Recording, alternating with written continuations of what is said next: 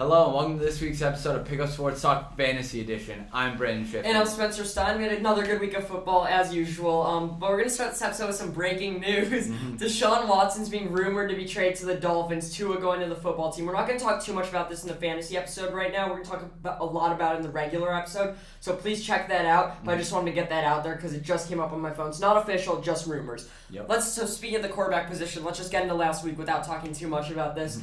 Even though the fantasy impact would probably be large, I think we could upgrade Dolphins receivers. There weren't many QB booms last week. We saw big games from Kirk Cousins. He had 28.5, and a big game from Jalen Hurts, who had 25.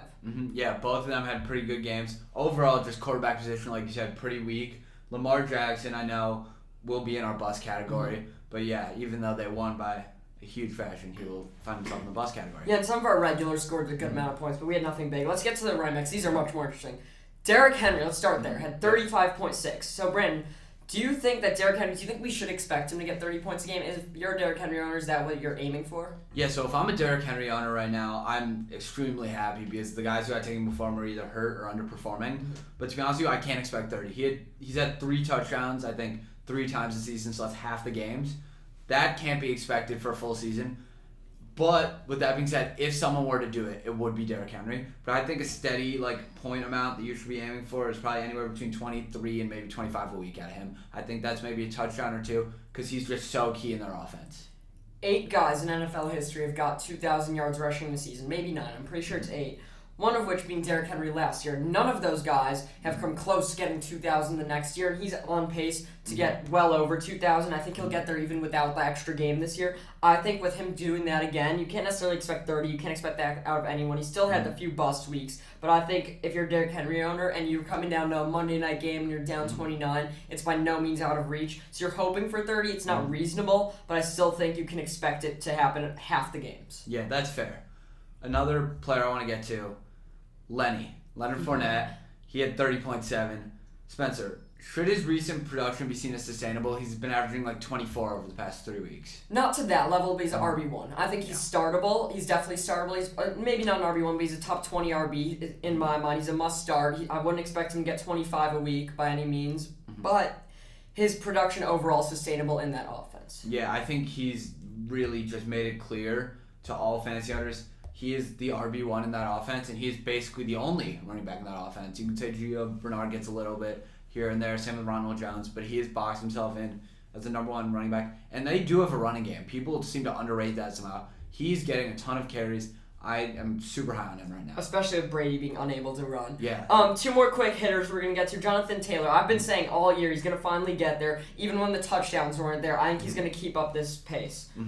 And Joe Mixon had 26.3. He's a little more sketchy. He's a little injury prone. When he's healthy, you could expect him to put big numbers. When he's healthy, it looks like he's either going to get 25 or 10, and when he's unhealthy, he's going to get 0. So he's still a risk, but he's still obviously a must-start in RB1. His value right there in the second round seems to be good. Yeah, both of them were kind of late first round, early second. Actually, I think Jonathan Taylor's the late first round, Mixon early second round. Both of them a little bit risky, can't lie, but their good weeks are some of the best out of all running backs. They can both really put on a show. Yeah, so let's get to receivers. CeeDee Lamb had 36.1 points against New England this week. It wasn't overtime. He did have a touchdown in overtime, but Amari Cooper only had 10 in that same game. So has CeeDee Lamb become a consistent wide receiver 1? Obviously, he's a must-start in my eyes. Oh, absolutely. Do you think you could trust him to be better than Amari Cooper 3 out of 4 weeks? Yeah, so I was talking to one of my friends about this, and there's a tier of receivers I really like. Guys like DJ Moore, CeeDee Lamb, and even Calvin Ridley. I'd say they're not quite wide receiver 1s. I'd say they're wide receiver 1.5s. They're right there with some of the best. I think CeeDee Lamb is definitely a wide receiver 1. I think he's right there. I think he needs a few more weeks just because his lows are very, very low. He had 3 points one week. I think he had 5 the next. No, so the lowest he went this year was 3.3. After that, he did have 1 week of 9.5, but I think that's the CD of the past. Amari Cooper's starting to slowly get faded out. He's the number 10 receiver in football this year, so far he is a wide receiver 1, and I only see him going up from there because of his age. And what's interesting about him, DJ Moore, and Ridley is that him and DJ Moore are trending in that up direction as young receivers, while Ridley, even though he's young, he's trending down. Yeah. Obviously, Julio being gone is making a difference, and Matt Ryan's getting older, but I think CD is definitely a must-start trust, and he's a wide receiver 1 in my eyes. That's definitely fair. The next... It's another... I feel like we always talk about Dallas and Minnesota in the same breath. I was going to say, Adam Thielen had 29.8. Spencer, how much can Thielen be trusted despite all of these inconsistencies and these inconsistent weeks? Well, he's another must start, and he's touchdown dependent. I'll put it that way. The first week, I thought he was going to eclipse Jefferson, not because he's better, but because he's the red zone threat. And Jefferson's been the wide receiver 6, while Thielen's been the 11. But Thielen's only the 11 because he has these 2 touchdown games, these big games, one of which being last week. He's still a must start, but I would say on a lot of weeks he can get under 10, while Justin Jefferson's much more consistent, so I like Jefferson more. But Thielen can definitely be trusted just because even though he's touchdown dependent, he will get a touchdown more than half the games. That's fair. I think my one fear with them is when Minnesota scores under, let's say, 24 points in a game, which is somewhat often, he's most likely not hitting his fantasy ceiling. And that scares me a little bit because there are some guys, receivers especially, that can be consistently good without their team scoring 40 points. That's true, but what's crazy is that he can be inconsistent and still be a top 20 receiver and not be a Tyreek Hill guy. I still think there's going to be weeks he's going to score under 10. I could see more than 3 of those happening this season, but you still got to put him in your lineup because he can get a touchdown or 2 a game. He can bring those in. It just, the funny thing is that him and Jefferson are in the same offense, yet they're so different. And you're right, the Vikings could score anywhere between 7 and 30. Jefferson's going to bring in those catches no matter what. The difference between them winning is if Thielen does get his touchdowns, but Jefferson's always going to be there.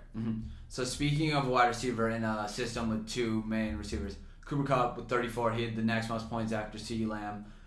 What do you take on that? What's your take on that? He's a wide receiver 1. It's that simple.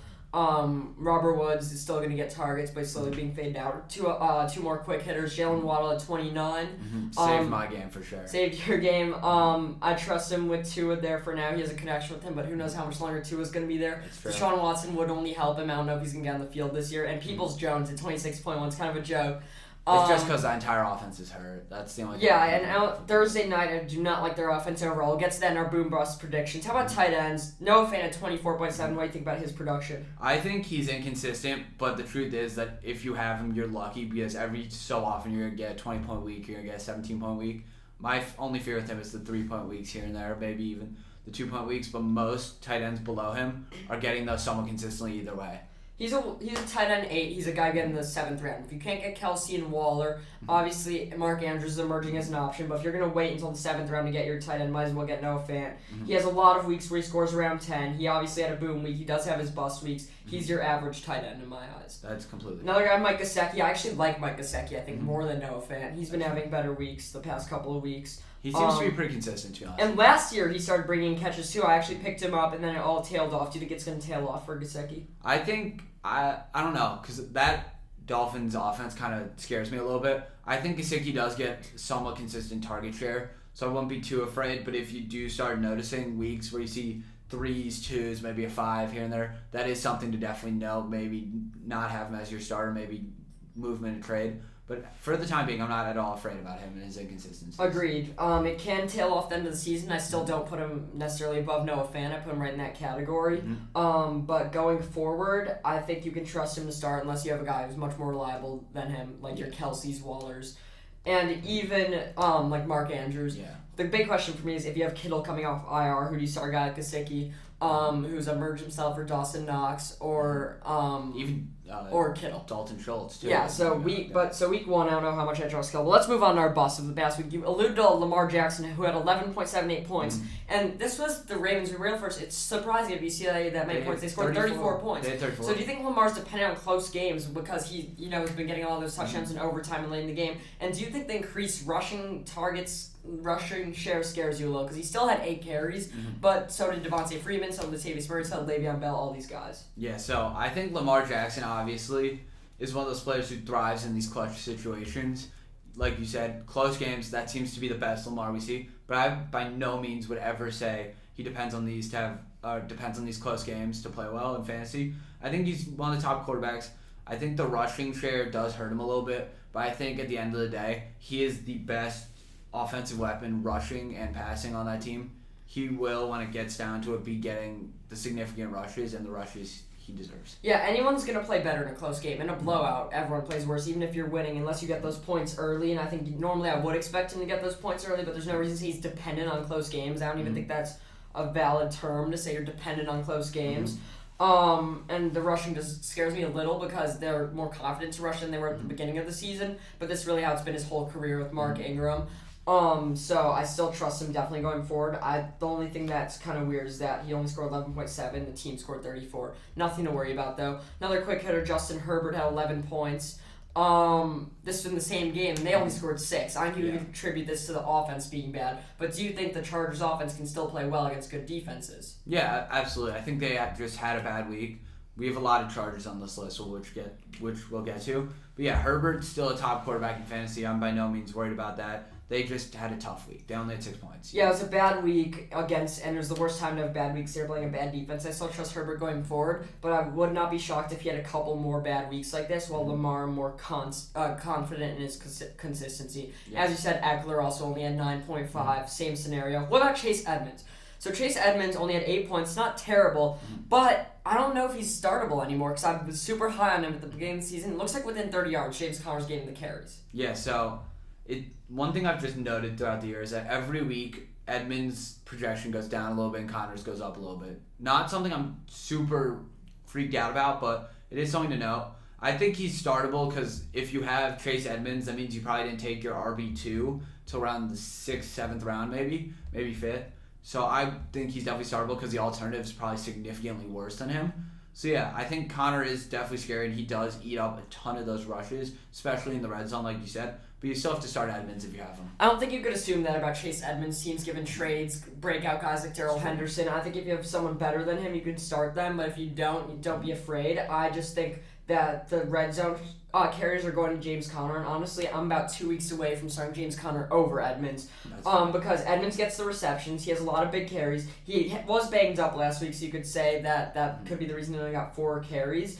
But it's at the point where I'd almost rather trust James Conner, and not because he's a better running back by any means, but because touchdowns are 6 points in fantasy football. That is absolutely true. That's a very fair point. Just sticking back with the Chargers, bouncing back to them, Austin Eckler had 9.5 points. He finally busted again. Yeah, we already talked about this a little because the Chargers offense overall just busted, and Myles Gaskin had 3.4. I will no longer be putting him on my boomer bust week because normally I'd say he's going to bust, but sometimes he has those bounce back weeks. Seems like a guy's going to score 2 or 30. Don't start him. By no means start him unless he's your absolute worst bench guy, and even then I'd rather pick up a guy like Dearness Johnson and start him. Wide receivers, Mike Evans only had 4.7.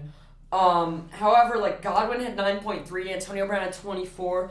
How do you feel about the Bucs wide receivers overall? I feel like we talk about this every week, but it's still pretty prevalent debate. Yeah, so a few weeks ago I tweeted about this, and I said I think AB has just established himself as Brady's favorite receiver. I'm not saying he's their first receiver by any means, but he's the deep threat, and he is the full route tree teams, whereas Godwin seems to run from the slot, and Evans is kind of the deep threat, but also the red zone guy. So yeah, I think I'm definitely scared. I think AB's honestly been the most consistent of all them, other than his injury a few weeks back. He's been consistently putting up great numbers. I think he's averaging 15 fantasy points.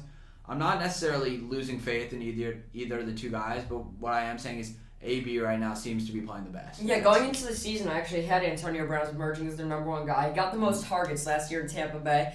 From when he joined them, and he also was Brady's favorite target for that one game in New England. And he's right now the 15th receiver in fantasy despite missing a game, while Evans is the 14th while playing all his games. Obviously, best case scenario is you have all 3 of them, like someone early you could trust no matter what way it's going. As you still start all of them. Godwin, I'm starting to trust a little less and less. Mike Evans seemed to be a boomer bust guy. Antonio Brown is the most consistent. So I just think you got to take it week to week with those Bucs receivers, but you can still start them because they still have Brady and they're still scoring a lot of game. Yeah, definitely. I think that the truth is Godwin seems to be a week to week guy. There's some weeks where he'll put up 20, some weeks where he'll put up 14. So yeah, I think overall you can trust basically all of them for the time being, just because they're Brady guys. They're gonna be getting the receptions. It's just a matter of how they convert on that. I think it's time to start being a little afraid of Tyler Lockett. That's fair. You called him a boomer bust guy at the beginning of the season, which was very accurate, but I feel like most years he's either more boom or more bust. Last year he's more boom, and he also had some consistent games, while this year he started with 26 and 32 points, and since then he scored 7, 6, 10, and 5. Yeah. Especially with Gino Smith there, I think it's time to stop trusting him. Do you think it's time to even consider benching him? I'd say it's definitely around the time where you'd start considering, because what people forget is last year, you said he's a little more consistent. I disagree a slight bit. I think instead of the 8-point games, you're getting 13-point games, which is completely fair. But he had 60 points one week, Then he dropped to like 8, then like 35. So I'm not saying he's more consistent. I was just saying he's not consistently better. First, he had more booms than busts, and second, he had more consistent games than now. He had more games between 10 and 15 points. He met his projection more than he is this year, because this year he's really going under except for those first 2 weeks. Yeah, so I think his value being so high after those first 2 weeks set an unreal expectation on him. And I think he's just kind of where he's at. I think he'll be averaging for the rest of the year around 13. But now you have the additional thing, Gino Smith. Yeah. So he's a huge question mark now, and I think it would be time to consider. Honestly, it would be time. The only thing is, given that 6 teams are on bye this week, 6 good teams, which we'll get to later, you probably have to start him if you have him. But if you have other guys that are emerging as better receivers every week, you probably start him over Lockett. 3 quick hitters. Terry McLaurin at 6.8. Bad week out of Heineke, bad week out of their offense, even though it was against Kansas City. Yep, I think that they could have easily had a much better offensive league. Chase Claypool, 3.7. This one shocked me a little because I thought the Pittsburgh's receivers would have a few more points with Juju gone, and Roethlisberger looked a little better. I still don't trust Roethlisberger whatsoever, and I don't love Claypool, but I still think he'll have some good weeks. Deontay Johnson, though, is clearly their number one guy. It's no longer they have a group of 3. It's clearly Deontay Johnson's the 1, Claypool's the 2. Claypool's a guy you're probably going to start benching soon, but I do think there's a chance he perks back up starting this week. I think it could have just been an outlier. We just don't know because that was his first week with Juju gone. Fair. And Mike Williams, the last guy, only a Chargers. 4.7. Chargers bad week. Nothing you can really do there. One tight end we want to get to for a bus was Dawson Knox. I confuse him and Dalton Schultz, which runs Dawson, which runs Dalton. I think Dawson Knox is the first Dawson in the NFL, whatever. He had 7.5 points. Is he still a must start? Did he have 2 lucky weeks? Because he had those 2 great weeks, now he fell back. Is it this a Mike Williams situation? How do you put this? I think that he still is a must-start just because of how weak the tight end position is. One thing I would note, though, I think they said he broke a bone in his hand and still threw a touchdown. I had a friend who has him and didn't know he got hurt today, was reading about him and said, Dawson Knox underwent successful surgery. It's what? Successful surgery? I didn't even know he was having surgery. Yeah. So for the next couple weeks, who knows with him. When he comes back, maybe don't start him for the first week if you have someone else, but if you don't, I guess go with him. He does have an easy schedule. Buffalo does overall. Yeah. So I don't really know with him, but for now, it's all contingent on his injury. Josh Allen does use his tight ends pretty nicely, though. I've noticed just year after year, Dawson Knox does seem to get a little bit of a target share. Just now, it seems to have boomed to where he's on fantasy teams, because I don't think he was on fantasy teams last year. That's true. So let's move on to the buys and waivers. This week on buy, I kind of allude to this, are the Buffalo Bills, the Dallas Cowboys, the Pittsburgh Steelers, the Minnesota Vikings, and the Jacksonville Jaguars. And the Chargers. Yeah, and the Chargers. That's a lot of teams. So that includes Josh Allen, Justin Herbert, Dak Prescott, who are all probably stars at quarterback. You got Zeke, you got Eckler, you have Mike Williams, Keenan Allen, C.D. Diggs, Najee, Dalvin. Jefferson, Dalvin, so many guys. So let's just talk about 1 week fill-ins. We obviously have our injury fill-ins. So we'll get to injuries next and who to fill in there. But for the waiver wire, so what's a quarterback you like? So I personally like Derek Carr. I really tried to pick him up. I know he's one of your booms. I won't take your whole thing.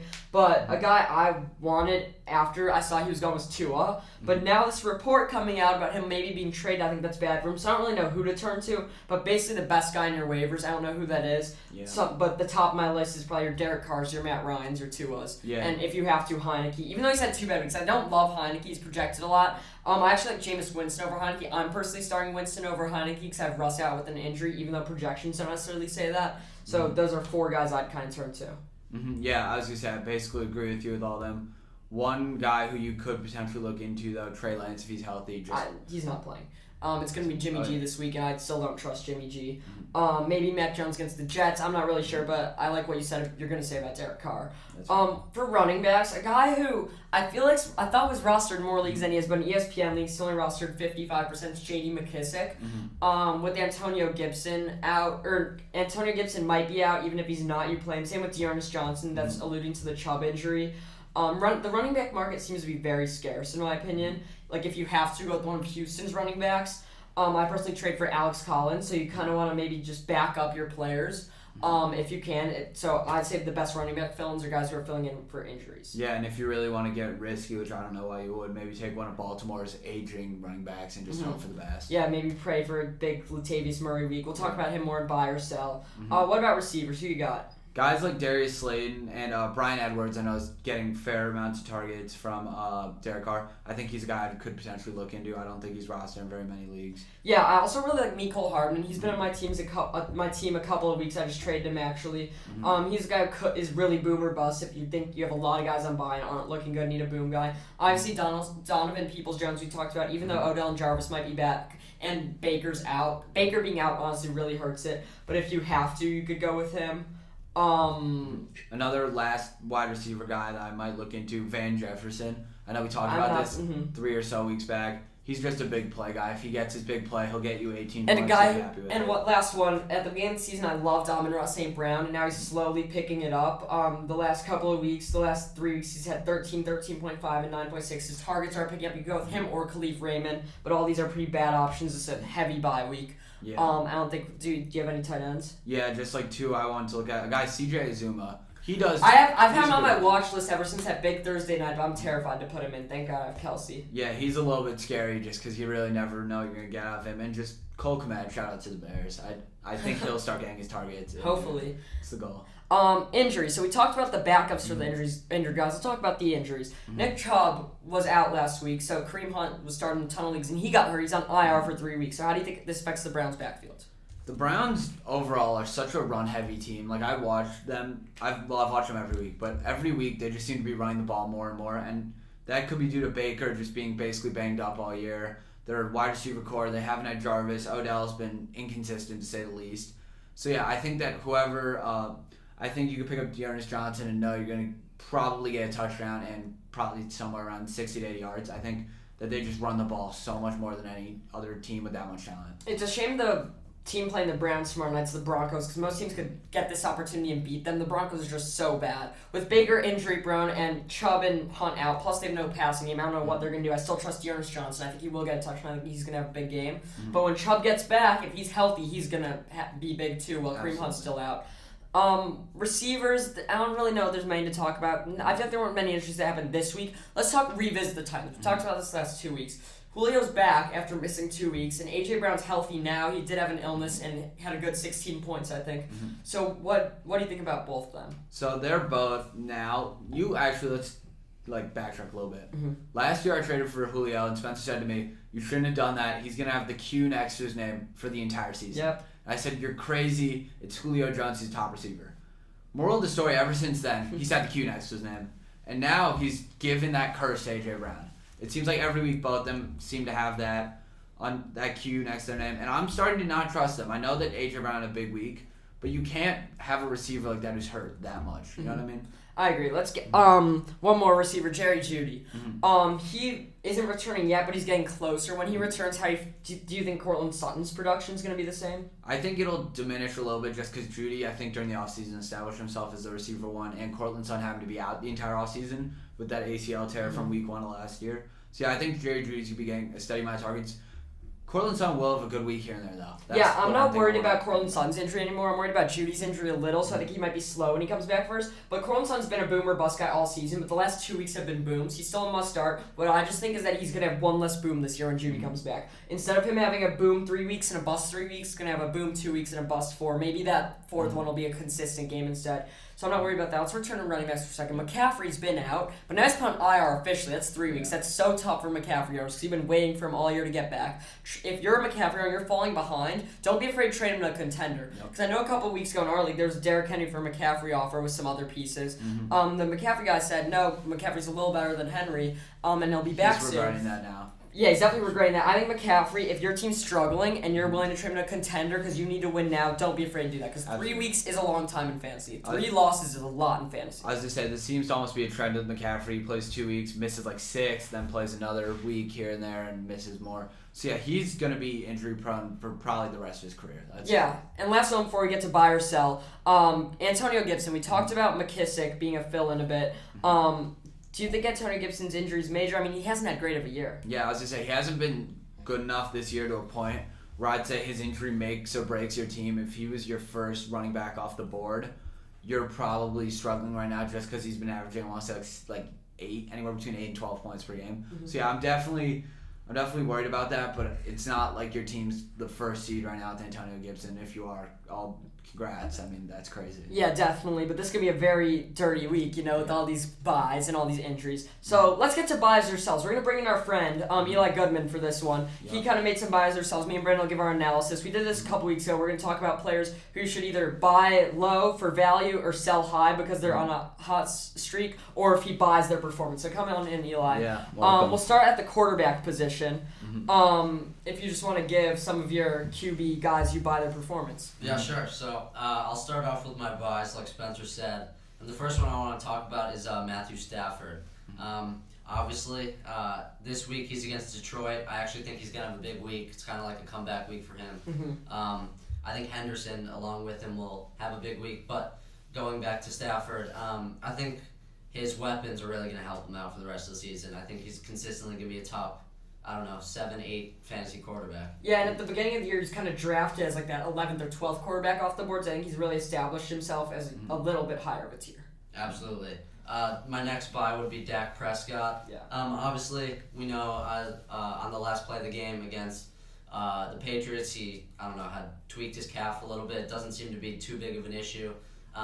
Same thing, though. I love his options. I think it's a great offense. That's a big thing for fantasy quarterbacks. Yeah, and I definitely trust him going forward. I'm not afraid of the injury, and I don't think he's going to have those boom or bust weeks. Every week except for one, he scored between 20 and 27, almost hitting 27 like a couple times, 3 times, so I think he's definitely a stud. Absolutely. Yeah, he's a great player. I'm so happy to have him on my team. Yeah.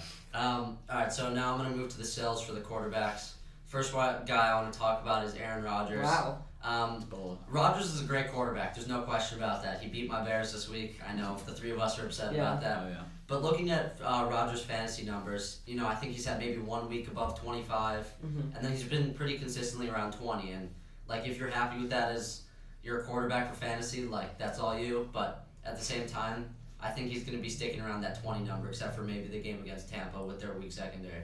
Yeah, it feels to me like him and Stafford have switched places as QB6 and QB12. Now Rodgers still must start unless you have someone better, but I agree with you about his schedule.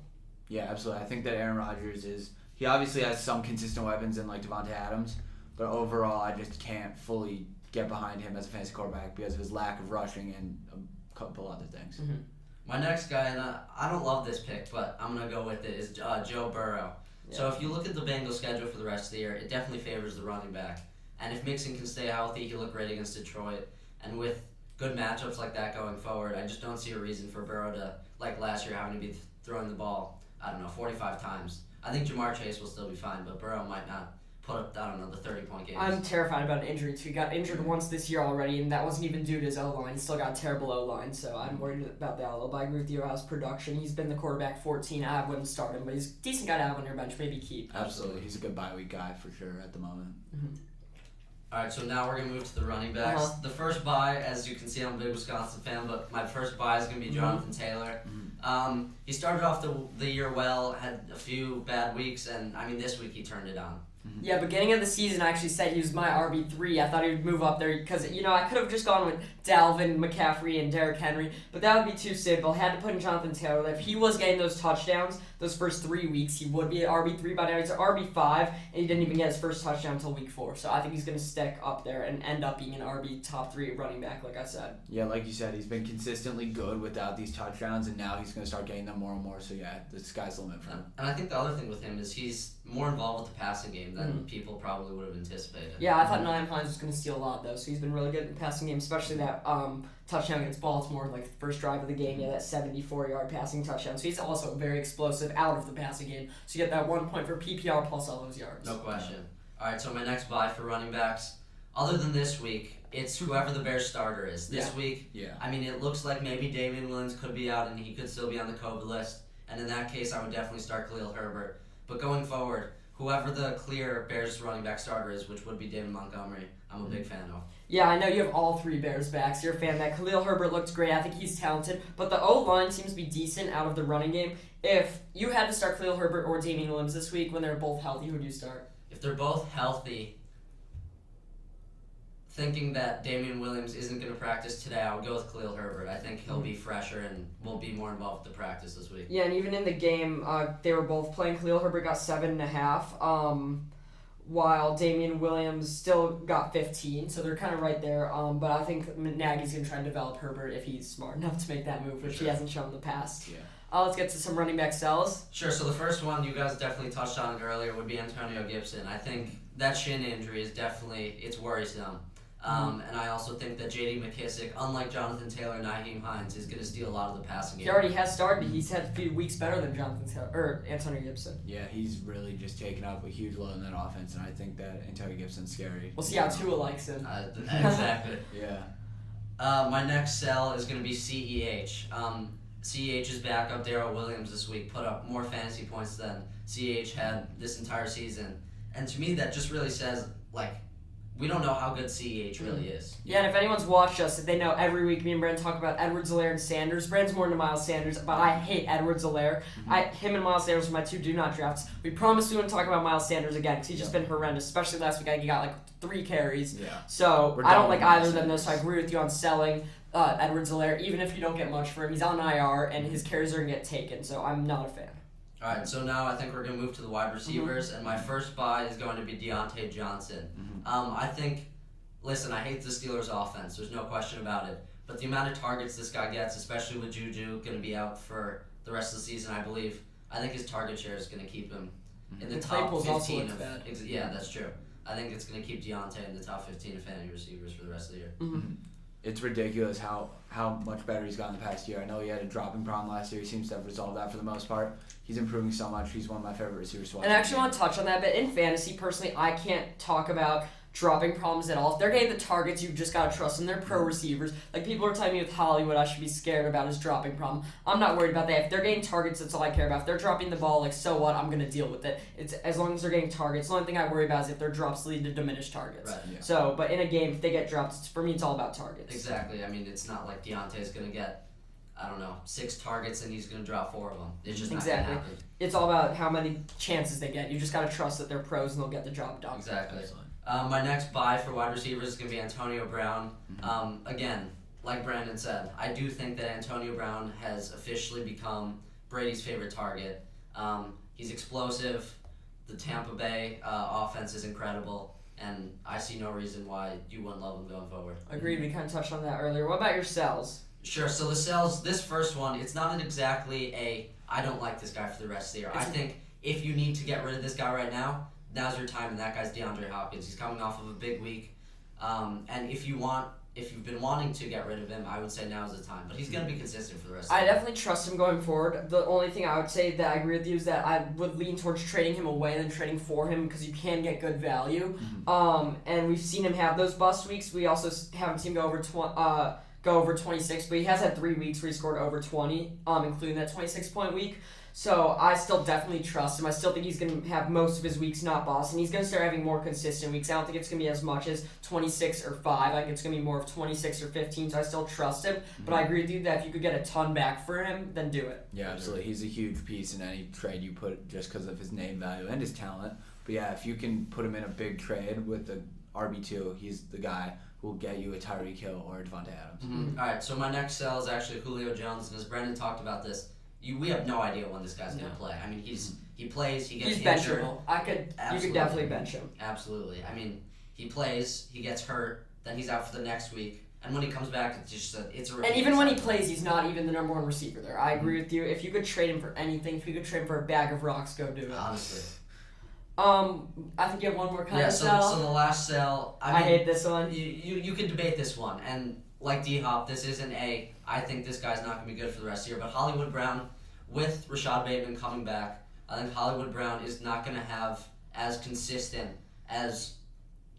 of a fantasy season as he had at the beginning. But at the same time, I think he's the guy that still puts up the 30. I'm putting him in my Cortland Sutton category where he's going to play the same going forward, except for that he might have one less boom and his bust might be even worse. I don't love that his targets have been shaky, especially with Bateman coming back. He could steal even more, but I still trust him overall. He's one of my guys. You know what? Maybe I'm just trying to trade him and don't want to tell anyone, but we'll see. But I do think the Bateman thing doesn't change much for me, but I don't necessarily think he's going to start booming more than busting because he still has scored 7 and 8 on multiple weeks, but the rest of his weeks have been over 20, so I don't think that's going to be a consistent trend. I don't think 66% of his games are going to be over 20 points. Right. but I do overall trust him. He's not even a question. He's a must-start for me. Probably at wide receiver 2 or flex, but he's still a must-start. And I guess the other argument with if you don't think Bateman's going to be the issue, like with the Chargers game, if the Ravens' rushing game is so dominant, I mean, him and Lamar might not matter. Exactly. But we'll see going forward because I am interested in the Bateman thing. Last game, the passing game for the Ravens was just off, so I'd like to see in a game where Lamar scores 30 if Hollywood's getting 20. And going to tight ends now, my bye. My first, or my only one actually, is Dalton Schultz. All season he's been getting plenty of targets. He gets the red zone targets. He gets the touchdowns. I see no reason to bench this guy. I think he's a plug-and-play tight end 1 for the rest of the season. Absolutely. I actually really like him. I traded him earlier in the year for Jamal Williams because I thought Deandre Swift is going to miss some time. And I've been regretting that ever since because I have Robert Tonyan, who I'm kind of stuck with now.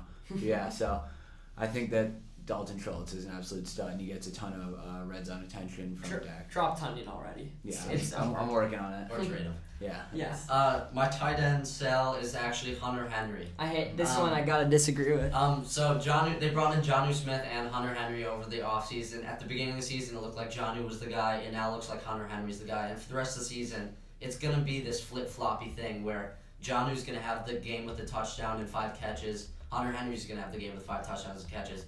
And personally, unless you have to, starting Hunter Henry every single week isn't really the best feeling as a fantasy manager. See, last week Hunter Henry was my boom, and I'm starting to think he's a startable tight end. He's almost a must-start. It all depends on who you have, of course. But he's been putting up these numbers with Jonnu there. It's not like Jonnu's been hurt. And Jonnu's still going to get targets. You're still going to see bad weeks from Hunter Henry. But I put him in that same category with your Noah Fants of the world, your Mike Gosekis. I think he's up there.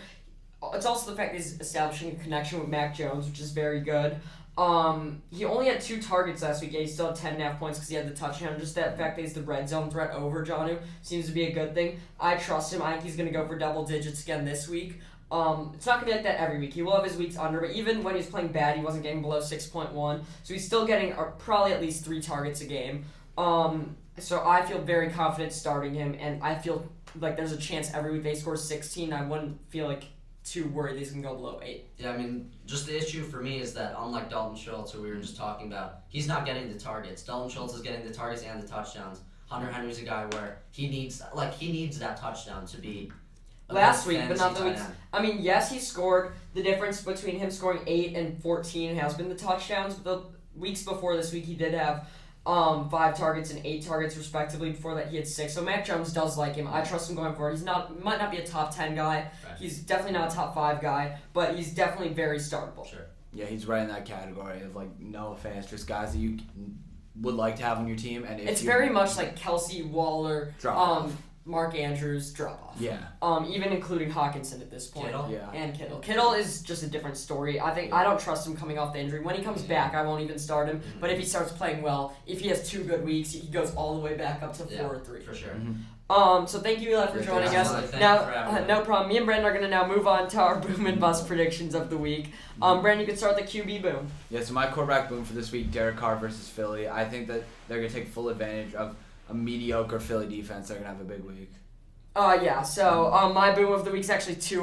Kind of don't like this one now. I actually dropped him right before the episode to pick up Deshaun Watson. With these rumors going around, if they make a deal, he might not play. But pretending that didn't happen, pretending this fake news, I like him against Atlanta. He had a good week last week. Last week he was a bust. I promise this is going to be the last time I put 2 on my boom or bust. If he burns me, he's never going to be there again. But I like him against Atlanta. Fair. So I'm going to do my quarterback bust now. Baker versus Denver. He's already hurt. Their entire offense just seems to be hurt. I can't see him having a good week this year. Yeah, he's actually not playing. Case Keenum's going to play. So but hypothetically, if Baker was playing, I wouldn't say he's a complete bust because although the injury hurts, I think they're going to have to pass him more. That's going to be an awful game. My bust is actually Brady because he's playing the Bears. Best defense in the NFL. We're going to shut him down. I won't say we're going to shut down every receiver, but we're going to hold Brady under 15 as well as Leonard Fournette. Ferocious defense. Quinn and Mac are the leading sack duo in the NFL for a team. So I love the Bears defense, and they're going to shut down the gun. So my running back boom for this week has to be Damien Harris versus the Jets. I think the Jets defense is kind of poor, and I think that although the Patriots run game has been a little bit questionable recently, I think that Damien Harris will still be getting the majority of the stop sleeping on the Jets, man. They've been a little better, I guess, recently. My boom's Cordarrelle Patterson. I love what he's done lately. He's been consistent. I like that he's coming off a bye week. He's going to be rested. Mike Davis isn't going to have a good week. He's going to go off against Miami. I happen to disagree, and he's actually my bust. I think that he's one of those players. How can you have him as a bust? Hear me out. Okay. Hear me out here. He's like kind of like a Tyler Lockett, obviously on a much more dramatic scale, where he started the year so good and has been pretty consistently good, but it won't last. I think Why? it's going to slowly drop off. One reason. Because they still have Mike Davis. So? What do you mean so? Mike Davis hasn't been taking any of his carries in the when past. When he starts getting the carries. But it's going the opposite direction. Mike Davis will start getting those carries. So tell me this. Cordarrelle got seven rushes 3 weeks in a row. Then he got 6, and then he got 14. He's also been getting more and more targets every single week, as well as more and more It's going to fall slots. off. I'm telling you that. Why now. this week? Mark my words. It will fall off. I will take your bet on that. The There's momentum no stops chance on the goes on bye. 10. He falls off. Okay, sure. My bust is Josh Jacobs versus Philly. I'm just not a big Josh Jacobs fan. Philly's D-lines looked great, even though they couldn't shut down Fournette. I just don't. It's a mix of me not liking Josh Jacobs and me liking Philly's defense. You think it's too early to add Josh Jacobs to our CEH or Miles Sanders? Not yet. We're almost I'm there. still in shock over your Patterson take. That's just awful. It's a good take. My wide receiver boom, T. Higgins versus Baltimore. I think he's going to happen to have a good week. I think he's kind of been forgotten through some injury struggles and some Jamar Chase hype. But yeah, I expect him to have a huge week. So this one, I hate to do this because I know you're the guy who usually goes Derrick Henry and Josh Allen as your booms. I'm going with Tyreek Hill. Now hear me out. He's had every week. He's had 5 and 9 2 of the weeks. He's had 47 and 37 2 of the weeks. The last 2 weeks he's had 14 and 22, which is consistent, and I think that's what you want as a Tyreek Hill owner. This week against Tennessee, he's going to go over 40. He's going to hit at least over 35. Actually, I'll say. I think that can be considered a boom, even though he's Tyreek Hill. That's fair. But I'm still like, his boom to bust. He's the craziest player in football. So it's like his bust could be seen as 10 points, or his bust could be seen as 3, and his boom could be seen as 40, or his boom could be seen as 28. Like it just really depends on them. It's so situational. My bust this week, a guy we've been so high on, AB versus Chicago. I like our defense, and I just think he's going to happen to not get as many targets this week. That's my only thought behind that. Yeah, I guess that's fine. Of all the Tampa receivers to bust, I wouldn't choose him. I've been choosing boom and bust from Tampa, and I'm just too scared of it now because there's 3 of them, so inconsistent. My bust can be Jamar Chase. This might be an unpopular pick, but Baltimore's defense looked amazing. If they could shut down Mike Williams, they could have a good chance against Chase. And also, he's had a couple of good weeks. I don't know if it's going to happen again this time. He's scored over 13 every week. I think this is the week. It's going to be his lowest scoring week of his career. Fair. My my first flex is a boom. It's Tyler Lockett versus New Orleans. I think he's going to have one of those big weeks. I don't know if it's going to eclipse 30, but I think he'll be high 20s, maybe 25. I think he will have that big week. I definitely disagree with you on that. I think he's going to stay in the low numbers. I'm not saying he won't be consistent, but given that he's Gino Smith and given that he's been awful since week 2, I don't think he's going to do it. My boom, what boom is Hollywood Brown. He's on my team. I'm a little biased about that, but the fact that he's been so boom or bust every week. Last week he busted. This week against Cincinnati, he's gonna have a big week. Fair. My flex bust of the week has to be Cortland Sutton versus Cleveland. I just think that whole Broncos offense is kind of a mess, and I think that the Jerry Judy coming back. I know he won't be playing this week. I don't think it's questionable. It's up in the air. I think could have an effect on him, and I just don't see him having a huge week, and he's already inconsistent as is. Yeah, I think Judy's still on IR, so he's not going to play. I'm going to stick with that game to finish things off. That's the whole Browns team against Denver. They have no Baker. I wrote this before Baker was out. They have no Chubb. I wrote this before Chubb was out. And, this is kind of an obvious one. I wouldn't start any of the receivers. I wouldn't start anyone except for Dearness Johnson. But I just think their team's going to have a bad week. This game, I don't want to get to my predictions before the regular episode, so check out our regular episode for all our predictions. But I'm going to take, I don't know which team. It's going to be low scoring. Yeah. So thank you guys all for watching. As I mentioned, please check out our regular episode to hear all our predictions in football and talk about other sports. And you can also check out our NBA special, which was posted on Monday. It was a great episode if you're a basketball fan. We gave all our predictions preseason. Yeah, definitely check out the NBA special. Probably my favorite episode we've ever done, just because we had been planning it for so long. Yes, thanks for watching. So like, subscribe, and follow us wherever you get your podcasts, including on Twitter. We have some great debate. I know we say it every week, but it's really true. Thanks. Thanks.